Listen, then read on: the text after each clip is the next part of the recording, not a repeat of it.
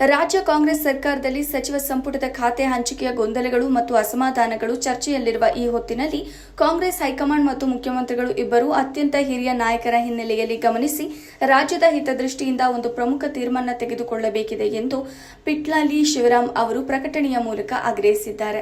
ರಾಮಲಿಂಗಾರೆಡ್ಡಿ ಅವರು ತಮಗೆ ನೀಡಿರುವ ನೀರಾವರಿ ಖಾತೆಯನ್ನು ನಿರಾಕರಿಸಿ ತಮ್ಮ ಜನ್ಮಭೂಮಿ ಮತ್ತು ಕರ್ಮಭೂಮಿಯಾದ ಬೆಂಗಳೂರಿನ ನಗರಾಭಿವೃದ್ಧಿ ಖಾತೆಗಾಗಿ ಪಟ್ಟು ಹಿಡಿದಿರುವುದು 100ಕ್ಕೆ 100 ನ್ಯಾಯಸಮ್ಮತವಾಗಿದೆ.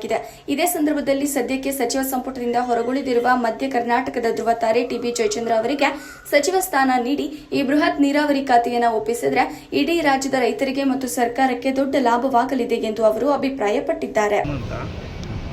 ಶ್ರೀ ವನ್ನೇಶ್ವರ ಟ್ರಸ್ಟ್ ಉಪಾಧ್ಯಕ್ಷ ಮಂಗೇರಿ ತಾಲೂಕು ಜಯಚಂದ್ರ ಅವರು ಈಗಿನ ಸಂಪುಟದಲ್ಲಿ ಅತ್ಯಂತ ಹಿರಿಯ ರಾಜಕಾರಣಿ. 1978ರಲ್ಲಿ MLA ಆದರು, 27 ವರ್ಷಕ್ಕೆ MLA ಆದರು.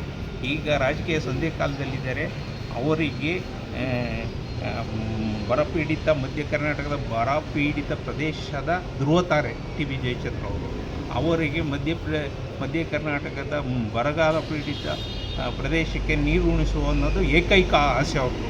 ಆದ್ದರಿಂದ ಅವಶ್ಯಕತೆ ಇಲ್ಲದ ರಾಮಲಿಂಗಾರೆಡ್ಡಿ ಅವರಿಗೆ ಕೊಟ್ಟಿದ್ದಾರೆ ಇದನ್ನು ನೀರಾವರಿ. ಅವರು ಬೇಕಾಗಿಲ್ಲ, ಅವರು ಹುಟ್ಟು ಮತ್ತು ಇದು ಬೇರೆ ರೀತಿ ಇರೋದರಿಂದ ಇವರು ನೀರಿನ ಸಮಸ್ಯೆ, ರೈತರ ಸಮಸ್ಯೆ ಏನು ಅನ್ನೋದು ಗೊತ್ತು. ಅವರಿಗೆ ಸಂಪುಟದಲ್ಲಿ ತೆಗೆದುಕೊಂಡು ನೀರಾವರಿ ಮಂತ್ರಿಯಾಗಿ ಮಾಡಬೇಕು ಅಂತಂದೇಳಿ ನಮ್ಮ ಆಗ್ರಹ.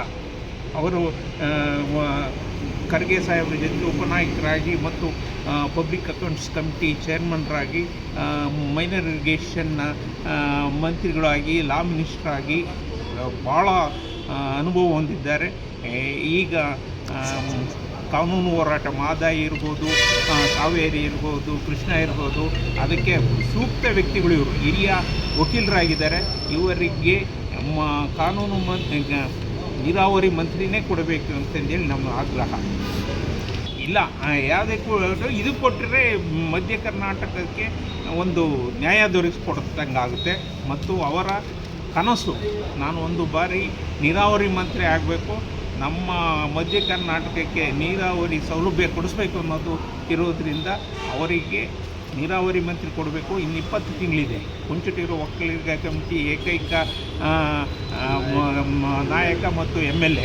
ಹಿಂದೆಲ್ಲ 2-3 ಜನ MP ಗಳು ಇರ್ತಿದ್ರು, 7-8 ಜನ MLAಗಳು ಇರ್ತಿದ್ರು ಕುಂಚಿಟಿಗೂ ಅಂತ. ಈಗ ಉಳಿದಿರೋ ಏಕೈಕ ಮಂತ್ರಿ. ಈಗ ಮುಂದೆ ಬರ್ತಿರೋ ಸ್ಥಳೀಯ ಸಂಸ್ಥೆ ಚುನಾವಣೆ ಮತ್ತು ಹಿರಿಯೂರು ತಾಲೂಕು ಉಪಚುನಾವಣೆ MLA, ಇದರಲ್ಲಿ ಅತ್ಯಧಿಕ ಜನಸಂಖ್ಯೆ ಇರೋ ಕುಂಚಿಟಿಗರಿಗೆ ಅವಕಾಶ ಮಾಡಿಕೊಟ್ರೆ ಮುಂದೆ ಒಳ್ಳೆಯದಾಗುತ್ತೆ.